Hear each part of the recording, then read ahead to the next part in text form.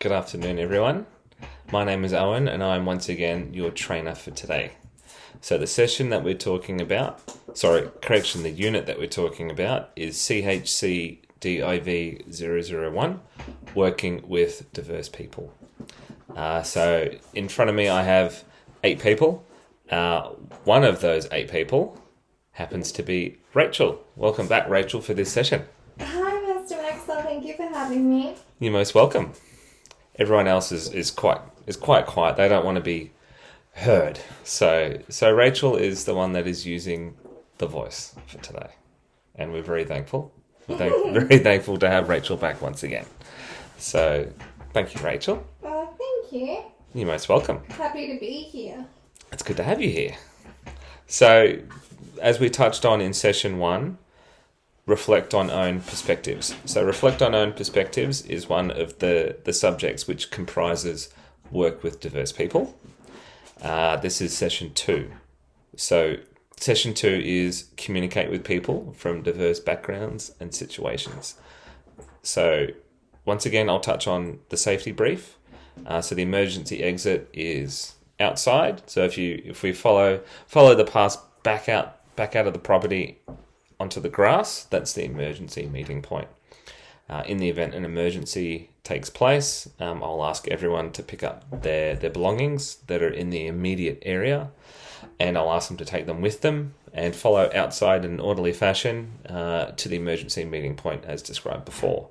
I'll be the fire warden, so what I will do is I'll read out the 8 names off the list, make sure everyone's accounted for and present, and contact the emergency services. In the event that someone is injured, I'm also the first aid officer, and I'll apply and provide first aid and call 000 if necessary.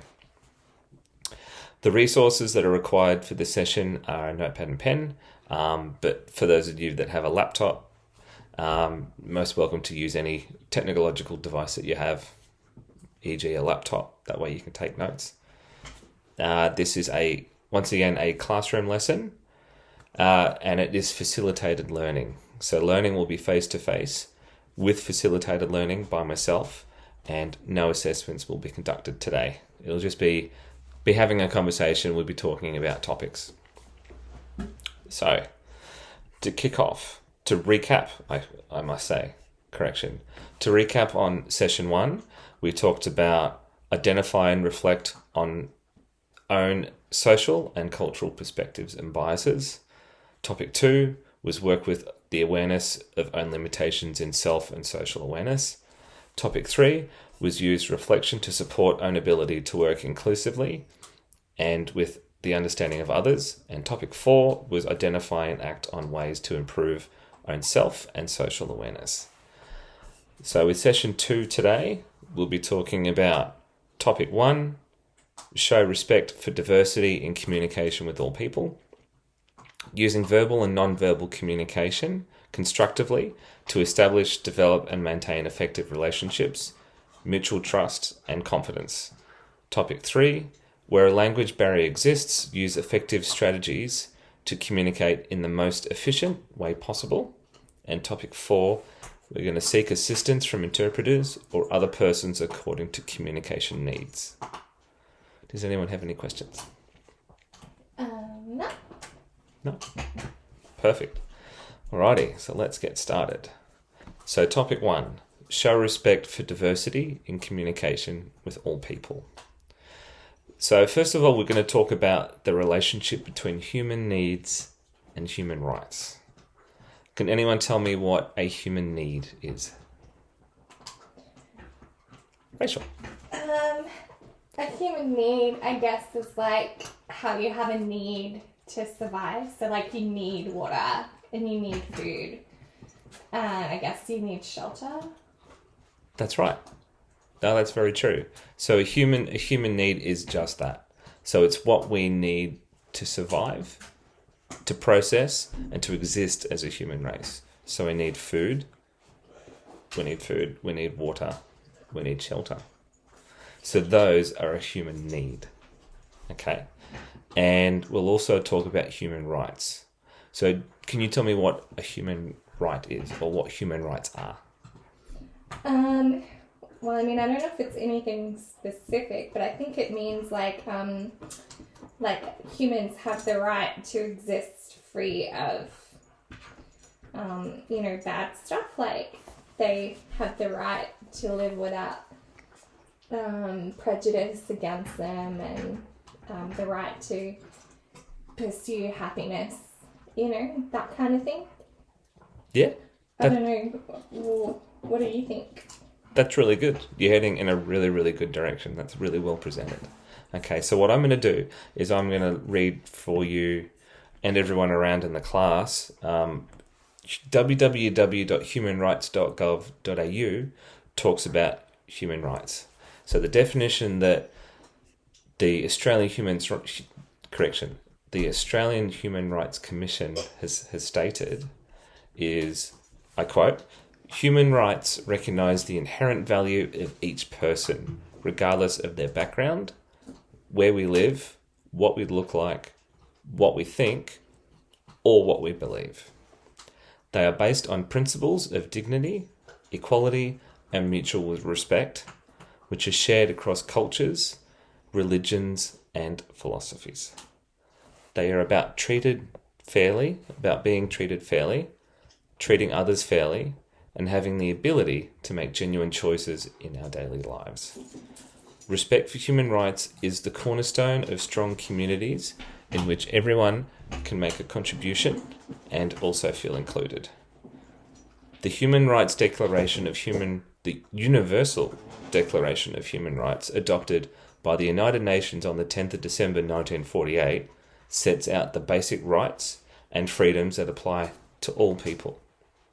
Drafted in the aftermath of World War II, it has become a foundation document that has inspired many legally binding international human rights laws.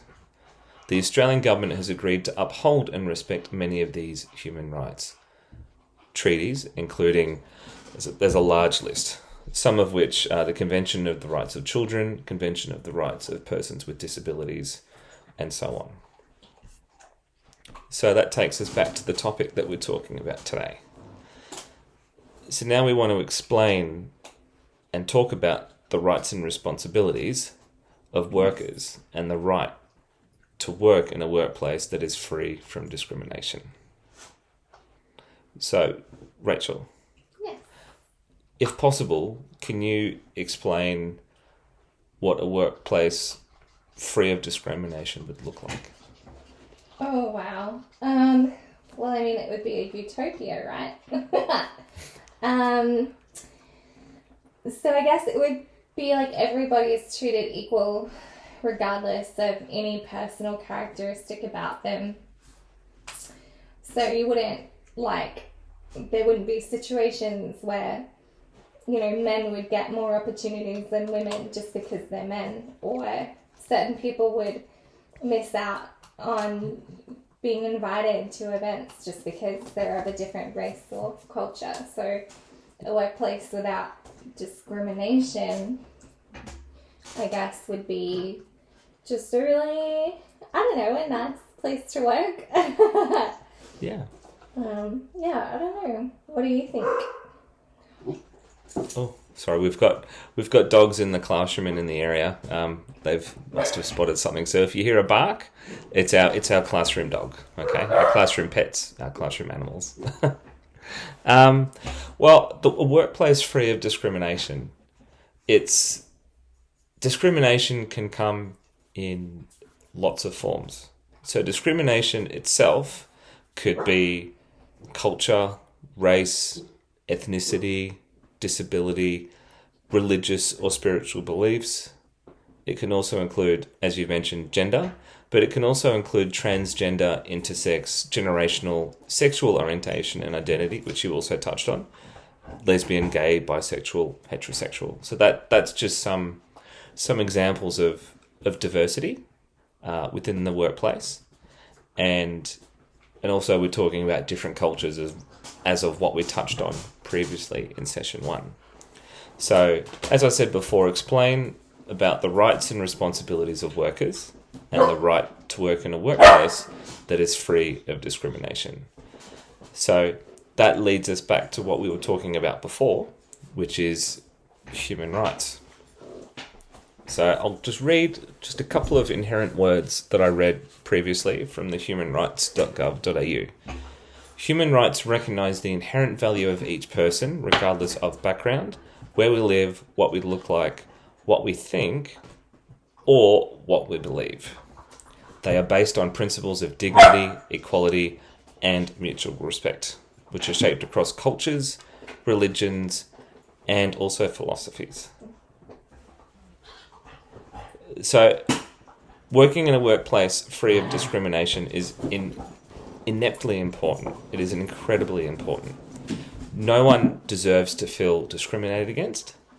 No one deserves to be treated unfairly because of who they are as a person, who they are as a human being. We have that human right. We have that right to be able to show up to work in a workplace where we are free from any form of discrimination at all.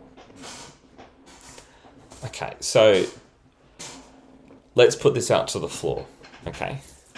So we're working in a workplace, working amongst many other people. Describe what appropriate action would be taken in the event that you are discriminated against. If you were discriminated against in the workplace, who would you seek for advice, and who would you go to seek that support? So if someone was discriminating against me in the workplace, well, I guess I would go to my boss. Well, my supervisor, my direct supervisor, to say, this is how I feel. This is what's going on. Here's what I've observed. And I just would bring it to their attention. But what would I do if it was my immediate supervisor? Yeah. That was discriminating against me. What are my options then? I don't know. Okay, so in most workplaces, there's a supervisor, but what they also have is a manager. Okay, so if you have an issue with your supervisor may be discriminating against you for any possible reason. If you have an issue with that manager, with that supervisor, you can then seek assistance and support from your manager. Within workplaces, we also have equity and diversity advisors. An equity and diversity advisor is someone that you can approach outside of your immediate work area to have a conversation about how you're being treated. Does it align with the code of conduct within our workplace, within our company? Are my human rights being breached? That's something that can also be touched on as well. So as I mentioned before, describing about the appropriate action when a person's rights are being infringed and the discipline action of these workers. So there are many different types of acts, lots of various regulations and legislations which are forms of law within the Australian government and the Australian framework, which also come under Australian law, consumer law, businesses, and also workplaces. Some of which are discrimination acts, age acts for ageism, disability. What? Oh, sorry to interrupt. What does ageism mean? Can you elaborate further, please? Yeah, definitely. So ageism is when someone is discriminated against for their age. That may sound weird, but it is something that does happen in society. Whether we've got a young person that's working in an area and a workplace surrounded by many older people or an older generation who are brought up with customs and traditions, how would I call it? Not quite the Great Depression, but the baby boomer era. You know, back in my day, this is what we did. We used to drive around in vehicles with no seat belts and sit on the dashboard and sit in the Traver ute and let off fireworks and explosives and leave our bikes out the front of houses, till the sun went down, all that sort of stuff. So you've got a generation that grew up with no technology. This day and age, everything is technology. Would you say so? Yeah. Well, I mean, I got my first phone when I was 13, right?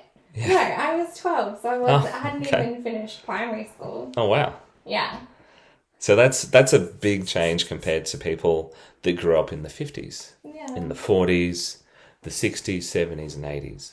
So people that were growing up in the 80s, that's when mobile phones were coming into light. One of the first mobile phones were in the form of a briefcase. What? That you had to carry around with you. That's crazy. That's right. And, phones were about this big, this wide, and some of them were the size of a brick. Car phones, don't even get me started. Car phones? Isn't that illegal? Now they are. You can't even look at your phone without losing 5 demerit points and a fine of about $500. Yeah. But previously, they were wired into the car, and you could pick them up. You could, dial whoever you're talking to, and then talk to them for an exorbitant price. So we're looking at a difference of generation, and within a workplace, various workplaces, there's a difference of age of people. So you've got young people and you've got older people. And when we talk about ageism, and discrimination about someone's age in the workplace, we're talking about, they're a young person. Sorry, someone was just throwing paper planes. I apologize. It just caught the corner of my eye. So you could have a workplace full of older people and they're hiring younger people.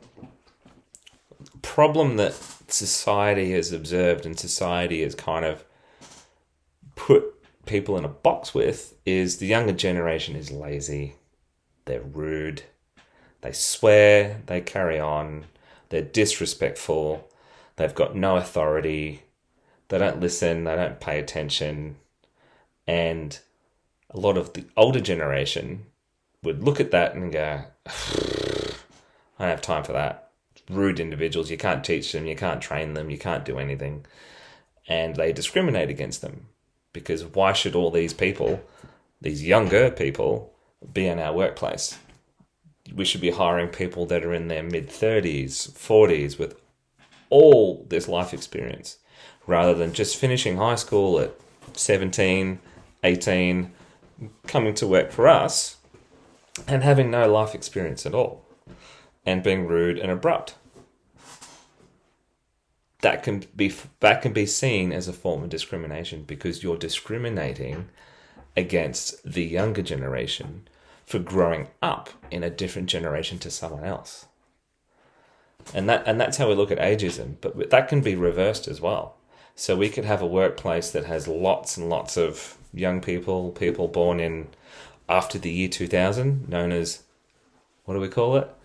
Millennials. So have you heard of that term before, Rachel? Yeah. Yeah. I thought it was Gen Z. Oh, I don't know. That's no, correct. That is another word for it. So you got generation Gen X, you got Gen Y, and then you've got Gen Z, and I think there's another one. I'm not too. Gen Alpha. What's your gen, Mr. Maxwell? So my gen. So I was born in 1988. So I'm a bicentennial baby. So which is 200 years after the landing of Captain Cook in 1788. So I would. I'm trying to think. You put me on the spot now. I think it's Gen Y. Okay. Well, I think so. I mean, the important thing... From my memory, yeah. The most important thing you should know is that you're 1 year older than Taylor Swift. Oh, really? Yeah, she was born in 1989. That was her album title. Anyway, sorry to interrupt. I was just wondering. No, that's okay. You a fan of Taylor Swift, are you? Yeah, I love her. She's great. Really? Yeah, she's Amazing. See, Rachel is like, she's saying, yes, she's amazing, but she's also going, yes, I love her so much. She is an amazing artist. That's the face that she's putting. So that would be okay to come back on topic. Oh, sorry. I was just wondering what gem you were. No, you're okay. I thank you for that input. Thank you for that question. I will, however, look that up after the lesson. I will come back to you with an answer because I don't actually know that answer myself. Thanks, Mr. Maxwell. No, that's okay. You're most welcome. So we've also got the Disability Act, the Racial Act, and also the Sex Act, which is legal binding framework that is put in place and incorporated into workplaces' code of conduct and business to ensure that members are not... How am I going to word this? It is to ensure that people within those brackets, so disability, racial, and sex, are not discriminated against. So, which means someone cannot be discriminated against because of a disability, whether it's a mental, physical, or emotional disability.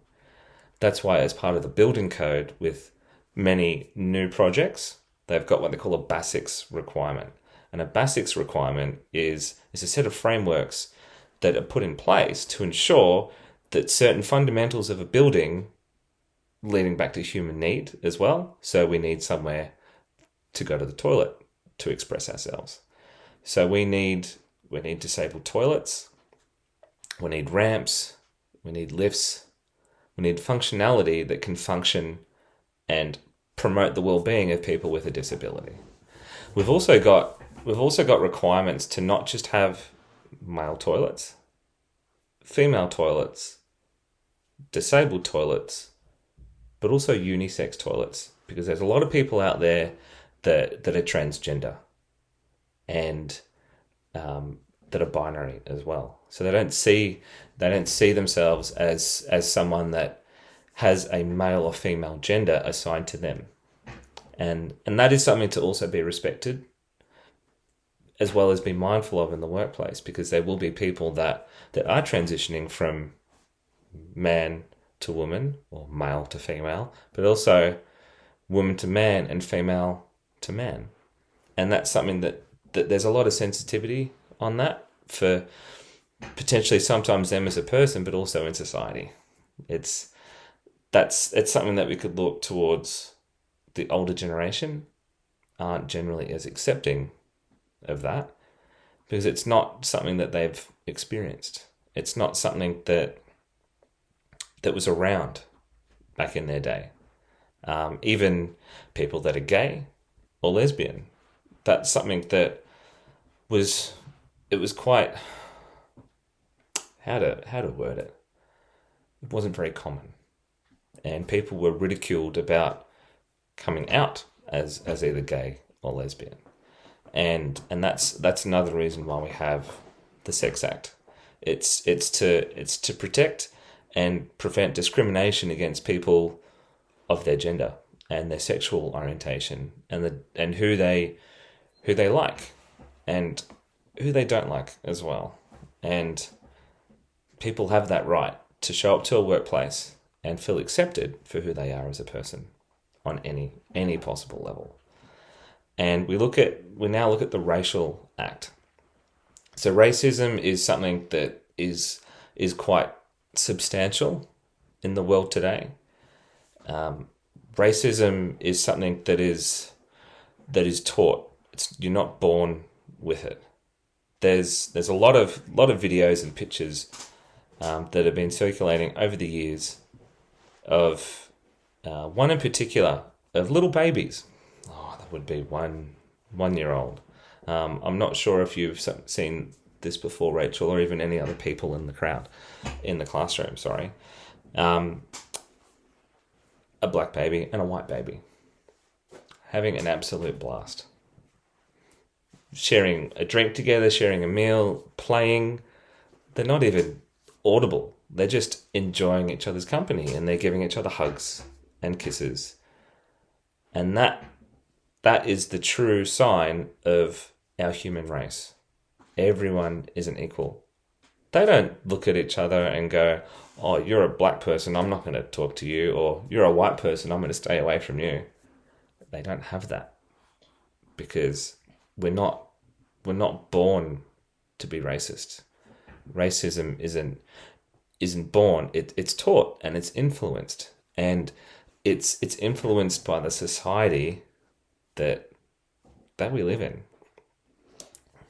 Oh, I just wanted to add to that. I know, pretty sure this was in America, but like it's still relevant to what you're saying. Yeah. But recently there was a black truck driver whose brakes failed him and he crashed and he killed 4 people. And he got 120 years for his prison sentence, right? Which is a bit excessive given that it was his machinery that failed him. But look, I don't know the circumstances, but 120 years. And then the same week in the same state, I'm pretty sure, just by a different circuit judge, there was a woman who got drunk and got behind the wheel of a car and ran over 3 people, right? So she wasn't on the job or whatever. Yeah. Anyway, she got, I think, like 13 years or something, but like put out on like a good behaviour bond, so she never has to actually serve any jail time. And she was white. And it's just like you were talking about like the system and stuff in society as a whole. Yeah. Well, I mean, this is America, but like when you have the very people that are supposed to be enforcing human rights completely discriminating against black people and other minorities just because they're not white Americans, you know? And that's totally legal and it's allowed and it's encouraged. Yeah. So yeah, I just think it's really interesting. Yeah. How broken America is in that regard. I just saw it in the news this morning, so I just wanted to No, thank you. That's everyone like that's what Rachel has done and what Rachel has said is something that is recent, as in very, very recent. It's something that's real in our society, and it's not right. It's not right at all.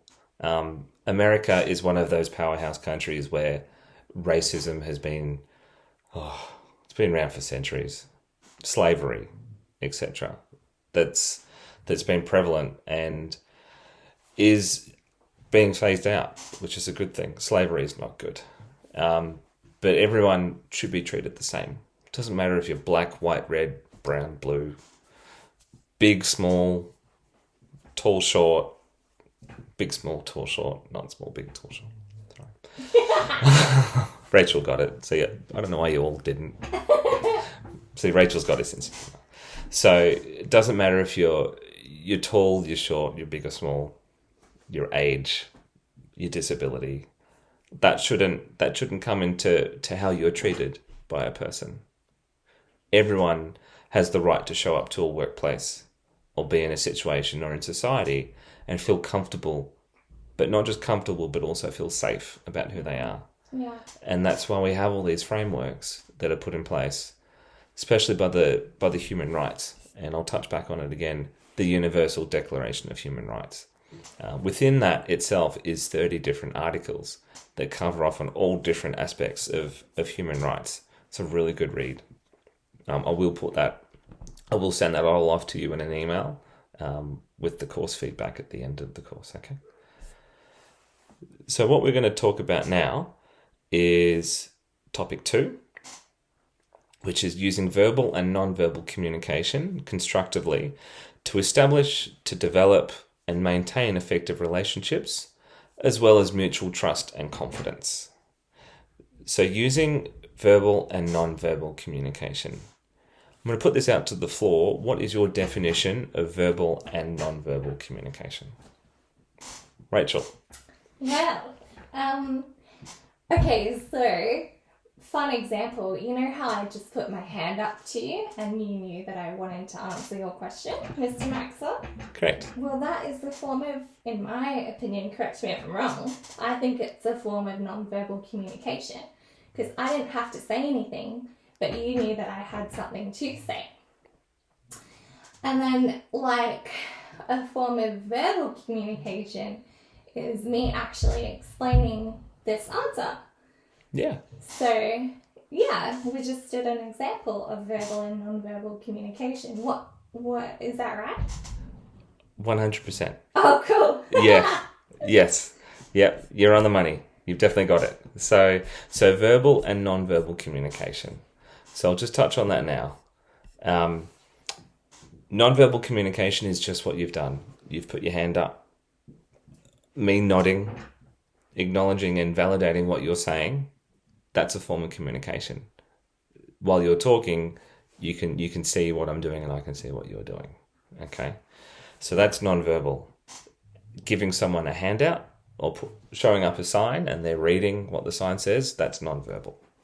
So with verbal communication is either oral or it's written.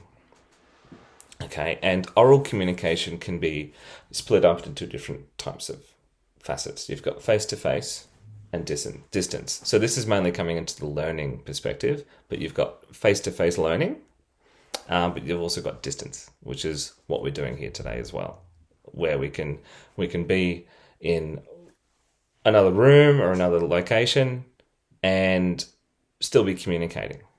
Okay, so we've got oral and written communication, and that's by using voice. So someone that is deaf will not be able to respond with verbal communication, but they can respond with non-verbal communication, so in the form of sign language. Alrighty, where are we now? Okay, so we're going to talk about marginalized groups. Tongue twister. Okay. Margarinized. Margarinized. I don't know how to say it either. Oh, that's good. So at least I'm not the only one. Marginalized.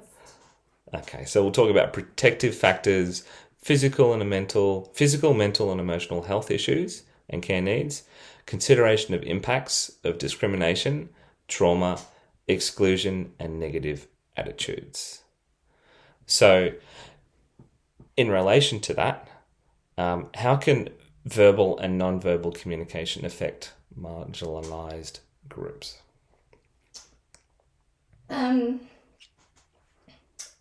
Okay. So you know how we were talking about last session, how I have those two Muslim friends at work? Well, because I'm female, it's like inappropriate in their culture to look at me, make eye contact with me. And I think that can be like a form of non-verbal communication, right? And I guess technically wouldn't Muslims be marginalised groups in Australia, I think, because they're not the majority.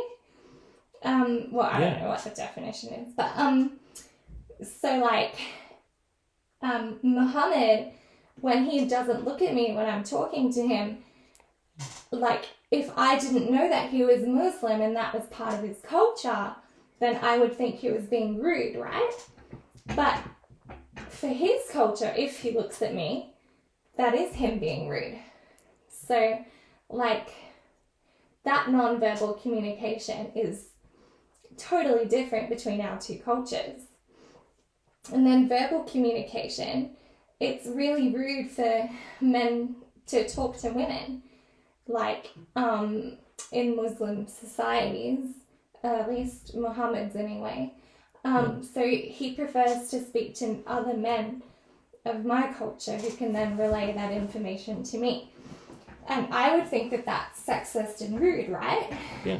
But it's because he's so respectful of women, that their culture is so respectful of women, that he doesn't want to appear rude or intruding or intimidating, because he's a man, right? Big, strong, powerful, and I'm a woman, dainty, fair, and petite, that he would think that him speaking to me directly is threatening. But in my eyes, you know, if I didn't know any better, I would think it's rude that he's ignoring me. But of course I do know better, so I understand. Yeah. But yeah, I just think that's a really interesting example of verbal and non-verbal communication between, you know, for the marginalised groups. I don't know, what do you think? I agree. Very good insight. Very good example. I feel that way too. In terms of talking about Muslims and Muslim men, Muslim women. Muslim women aren't able to expose themselves. So when I say expose themselves, they're not meant to have any form of skin that is showing. They're meant to have their hair tucked into a veil, into a form of dress, a headdress, and not to have any part of their body from head to toe exposed. The only time that they can wear something a little bit more showing or revealing would be at home, in the comfort of their own home. So communicating with someone, just use as a healthcare setting, for example. If you're a first responder needing to treat a Muslim woman, she won't speak to you directly, or she won't speak to a male directly because I'm not her husband. I would need to communicate with the husband, or in the event that they're a little bit younger, with the father at the house. I would need to show respect to his cultural beliefs and direction, and I will need to explain that I need to treat his daughter. I need to be able to touch his daughter in the form of putting in a stethoscope and using the stethoscope to hear the breaths of the daughter, to hear the rise and fall of their chest, for an example. And I need to place that on the patient's back, on the female's back. And I can't do that without seeking permission from the husband or the father. At the same time, I need to treat that patient, but at the same time that I need to be able to align with the husband's or the father's beliefs and be respectful to those beliefs and to that culture.